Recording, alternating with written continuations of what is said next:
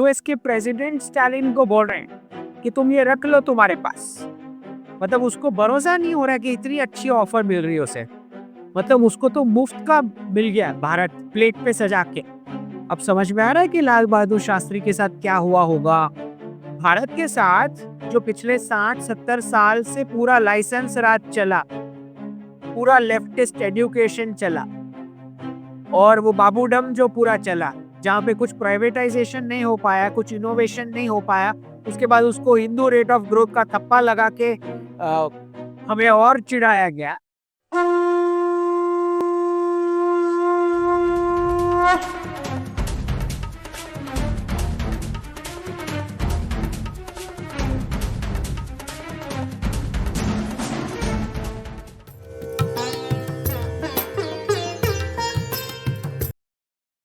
एक बुक है जिसमें से मैंने ये रेफरेंस दिया है कि स्टालिन्स वॉर्स करके बुक है और इसमें ये लिखा है कि सेकेंड वर्ल्ड वॉर जब ये समिट हुई, किसके बीच?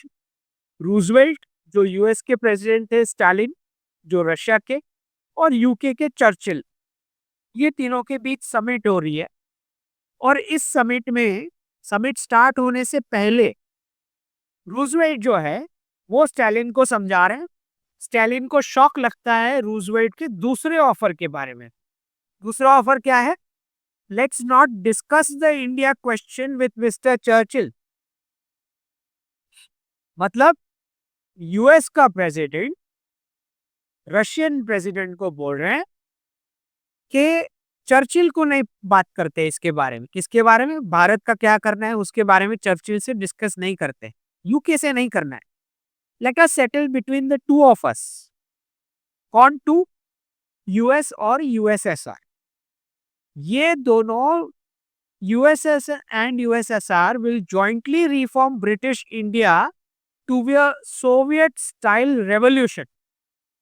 मतलब अमेरिका का प्रेसिडेंट रशियन प्रेसिडेंट को बोल रहे हैं तुम रख लो ब्रिटिश इंडिया, तुम उसमें सारा कम्युनिज्म वाली चीजें करना, ठीक है? यूके को कुछ नहीं बताते इसके बारे में। Let's not discuss this with mister Churchill. मतलब भारत के साथ जो पिछले 60-70 साल से पूरा लाइसेंस राज चला, पूरा लेफ्टिस्ट एजुकेशन चला और वो बाबूडम जो पूरा चला, जहाँ पे कुछ प्राइवेटाइजेशन नहीं हो पाया, कुछ इनोवेशन नहीं हो पाया, उसके बाद उसको हिंदू रेट ऑफ ग्रोथ का थप्पा लगा के हमें और चिढ़ाया गया। ये सब जो है ऑलरेडी डिस्कस, मतलब उसका डिसीजन पहले ही ले लिया गया था। हमको सोवियत को चिपका दिया गया था। किसके द्वारा? यूएस के द्वारा। अब ये व्यूअर्स को समझना बहुत जरूरी है कि ये क्रिटिकल पीस ऑफ इंफॉर्मेशन है, क्योंकि आपको बताया जाएगा कि जियोपॉलिटिक्स में जो पढ़ाया जाता है कि दो गुट है, कैपिटलिज्म और कम्युनिज्म। और हम तो नॉन अलाइन थे। नेहरू जी चाचा जो है पॉलिसी लेके आए थे नॉन अलाइनमेंट, लेकिन गवर्नेंस पूरा सोशलिस्ट चल रहा था। तो सोशलिस्ट इसलिए नहीं चल रहा था क्योंकि हमने सिलेक्ट किया सोशलिस्ट गवर्नेंस। सोशलिस्ट इसीलिए चल रहा था क्योंकि यूएस ने हमें सौंप दिया था सोवियत यूनियन को। ठीक है, ये बहुत इंपॉर्टेंट है ये बात समझना, इसका क्या मतलब है। मतलब ये वाली समिट में सेकेंड वर्ल्ड वॉर के टाइम की बात हो रही है, जो तीनों के बीच समिट हो रही है। ठीक है, ये समिट में ये डिस्कस हो रहा है कि सोवियत के पाले में जाएगा इंडिया का गवर्नेंस। मतलब कांग्रेस पार्टी कौन सी कंट्री चलाएगी, कहां से। अब समझ में आ रहा है कि लाल बहादुर शास्त्री के साथ क्या हुआ होगा। सारी डिफेंस डील की किकबैक्स जो थे वो कौन सी पार्टी को मिले होंगे इलेक्शन कैंपेन चलाने के लिए। तो आपको बिल्कुल अब सरप्राइज नहीं होना चाहिए कि क्यों सोवियत यूनियन विघटित हुआ 1990 के आसपास। उसके 10 साल बाद बीजेपी को चांस मिला, वाजपेयी को, और वो भी कोई स्ट्रॉन्ग गवर्नमेंट नहीं। ठीक, फिर और 10 साल लगे हमें जगने को। फिर 2014 में कुछ नेशनलिस्टिक गवर्नमेंट आई है हमारे पास। मतलब आप समझ सकते हैं कांग्रेस पार्टी कहां से चल रही थी।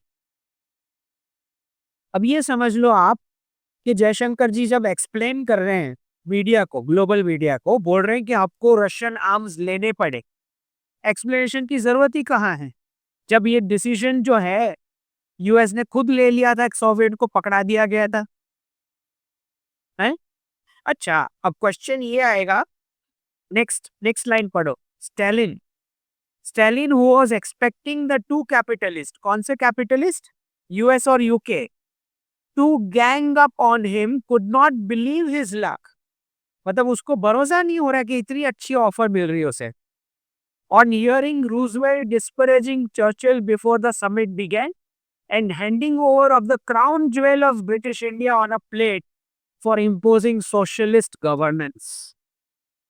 मतलब उसको तो मुफ्त का मिल गया भारत, प्लेट पे सजा के।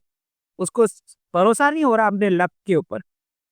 तो आप एक बात समझो कि इसमें से आपको क्या समझ आई, क्योंकि अभी तक तो दो गुट थे जियोपॉलिटिक्स के हिसाब से और दोनों गुट ने एक दूसरे के साथ लड़ना था।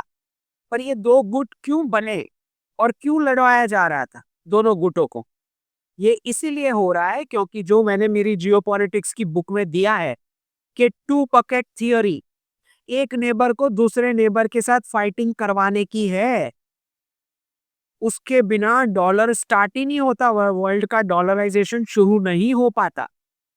तो सेकेंड वर्ल्ड वॉर में जब पूरा गोल्ड यूएस ने कलेक्ट कर लिया वॉर सप्लाईज की एक्सचेंज में, उसके बाद पाउंड को रिप्लेस किया विथ डॉलर, तो उनको पता लगा कि सारे नेबर्स को फाइटिंग करानी पड़ेगी, तब जाके एक बकेट ऑफ नेशंस को आर्म्स और डॉलर्स मिलेंगे, दूसरे बकेट को सैंक्शन किया जाएगा, तभी जाके डॉलर चल सकता है single country reserve currency status में। मतलब प्लानिंग किस हद तक की हो चुकी थी वॉर वॉर के टाइम पे कि यूएस के प्रेसिडेंट स्टालिन को बोल रहे हैं कि तुम ये रख लो तुम्हारे पास, क्योंकि एक साइड सोवियत के पास होगी और एक साइड वेस्ट की साइड होगी, तो ही तो दोनों के बीच वॉर होंगे। और जब वॉर होगा तब तो जाके वॉर इकोनॉमी चलेगा, डिफेंस का बिजनेस चलेगा और डॉलर रह पाएगा यूएस डॉलर रिजर्व करेंसी के स्टेटस में। समझ आया? और जहां जहां ब्रिटिश कॉलोनीज में बाजू वाले के साथ कोई दुश्मनी नहीं थी, वहां वहां लकीर खींच के दुश्मनी क्रिएट करी गई।